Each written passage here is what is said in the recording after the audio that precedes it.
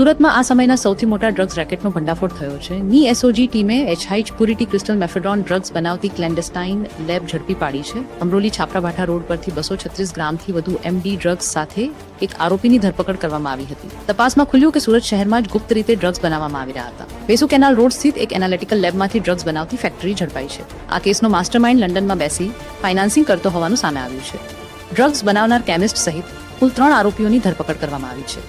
યુવાધનને નશાના અંધકારમાં ધકેલતા આ નેટવર્ક સામે એસઓજીની મોટી કાર્યવાહી ગણાઈ રહી છે. મકર સંક્રાંતિ પર્વ દરમિયાન કોઈ અનિચ્છનીય બનાવ ન બને તે માટે સુરત શહેરમાં વિશાળ સેફટી અભિયાન હાથ ધરાયું છે. આજ રોજ હજારો બાઇક સવારોને સેફટી બેલ્ટ પહેરાવવામાં આવ્યા.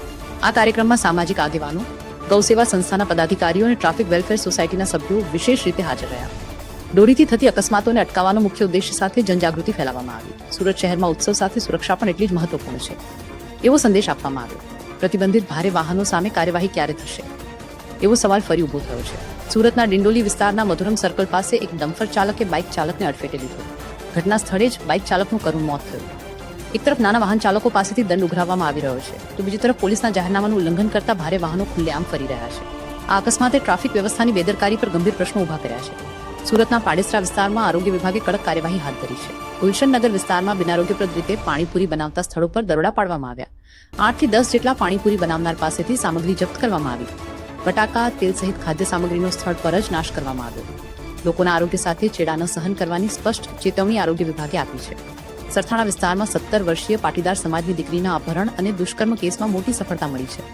સરથાણા પોલીસે 26 વર્ષના આરોપી અરવિંદ પંચાસરાની ધરપકડ કરી છે. આરોપીએ સગીરાને પ્રેમજાળમાં ફસાવી દુષ્કર્મ આચર્યું હોવાનું સામે આવ્યું છે. ફરિયાદ બાદ સમાજમાં રોષ ફાટી નીકળ્યો હતો અને પોલીસ સ્ટેશનનો ઘેરાવ થયો હતો. પછી કેસ ક્રાઇમ બ્રાન્ચને સોંપાયો અને 2 દિવસમાં જ આરોપી ઝડપાયો.